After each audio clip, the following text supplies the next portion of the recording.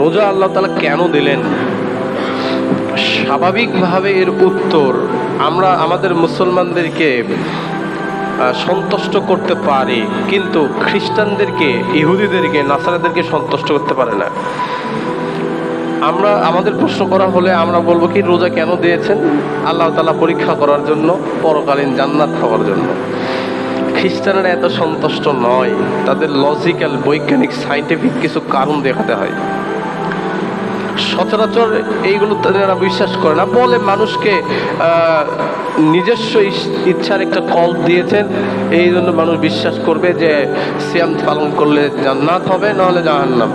এইগুলো আমি তো বিশ্বাসই করি না, আমি আবার কি বিশ্বাস করবো এগুলোর কথা? এই হিসেবে আল্লাহ তাআলা বলছেন, এই আয়াতটা আপনাদের সামনে তেলাওয়াত করছি, একদম শেষে সূরা বাকারার 183, যে লাআল্লাকুম তাত্তাকুন, সিয়াম তোমাদেরকে দিয়েছে যাতে মুত্তাকি হতে পারো।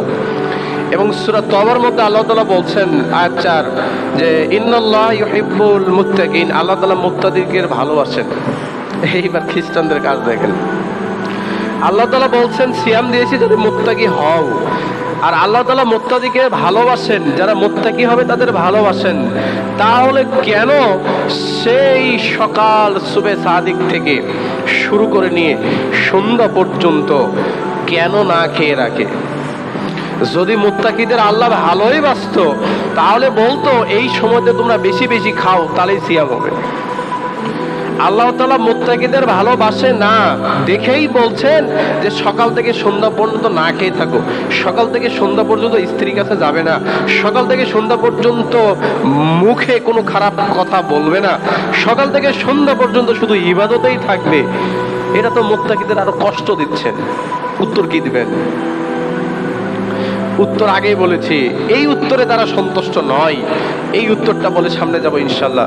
এখানে কয়েকটা লজিক তাদেরকে দেওয়া যেতে পারে। তার এক নাম্বার, যখন কোনো প্রাণী আমরা বাসায় নিয়ে আসি, তখন সাথে সাথে আমাদের অনুগত হয় না। যে কোনো প্রাণী, গরু বলেন, ঘোড়া বলেন, মহিষ বলেন, হাতি বলেন, যে কোনো প্রাণী বাসায় যখন নিয়ে আসবো, প্রথম আমাদের অনুগত হয় না। অনুগত হয় কখন? কয়েকদিন যাওয়ার পর, যখন আপনার ভাষা বুঝবে, যখন আপনি বলবেন এই কাজটা করিস না, এই কাজটা কর, এটা বোঝে।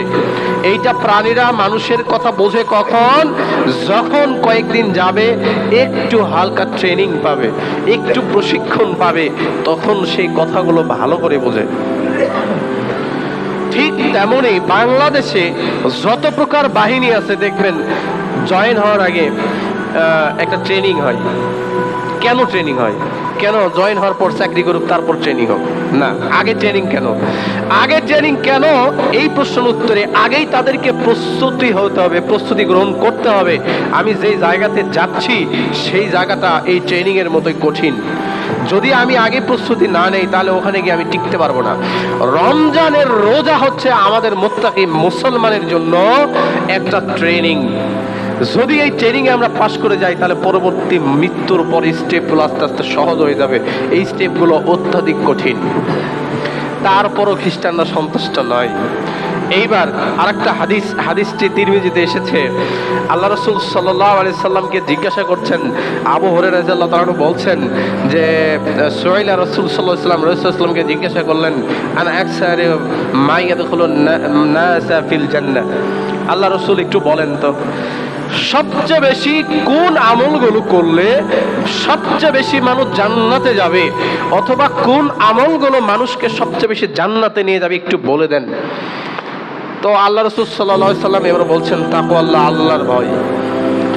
যেই ব্যক্তি আল্লাহকে বেশি ভয় করবে, সে আগে জান্নাতে যাবে। 2, ওয়া হুসনুল খুলক, উত্তম চরিত্র যার। 1 নম্বরে তাকওয়াল্লাহ, আল্লাহর ভয়। আল্লাহর ভয় করি আমরা? হ্যাঁ, খুব ভয় করি। সে ভয় করি, সারাদিন ইফতারে কোনো কিছু করি না, ইফতার পরে গিয়ে কোনার মধ্যে গিয়ে বিড়িটা নিচ্ছি, আল্লাহকে খুব ভয় করি। ইফতারের সময় মসজিদ একদম ফুল, ফজরে আসার তারাবিতে অধিকাংশই, অর্ধেক সকল মসজিদে, অধিকাংশ মসজিদেই দেখবেন অর্ধেক লোক নাই, অর্ধেক লোক মার্কেটে, দোকানে। আল্লাহকে খুব ভয় করি। এই ভয় দিয়ে রোজা কবুল হবে না। আল্লাহকে ভয় করতে হবে। আপনি ব্যস্ত আছেন, কাজের মধ্যে আছেন, সেটা হিসাব আলাদা। আল্লাহ রাসূল সাল্লাল্লাহু আলাইহি ওয়াসাল্লামও ব্যস্ত ছিলেন, এই জন্য কাজা নামাজের ব্যবস্থা আছে, কাজা পড়ে নিন। কিন্তু আপনি আমি বাড়িতে বসে আছি, দোকানে বসে আছি, বাজারে বসে আছি, চায়ের টলে বসে আছি। চায়ের টলে এমনিতে বসা হারাম, রমজানে বসা তো দূরের কথা। বসে আছি, আজান হয়ে যাচ্ছে, আর মনে করছে আর একটু 20 মিনিট যাক, নামাজটা শুরু হোক, আমি পালে চলে যাবো, একদম কেউ দেখবে না। এটা হচ্ছে আল্লাহর ভয়, এটা আল্লাহর ভয়। আল্লাহর ভয় যদি প্রপারলি আমাদের ভিতর না থাকে, জান্নাত নসিবে হবে না। আল্লাহ রাসূল সাল্লাল্লাহু আলাইহি ওয়াসাল্লাম বলছেন,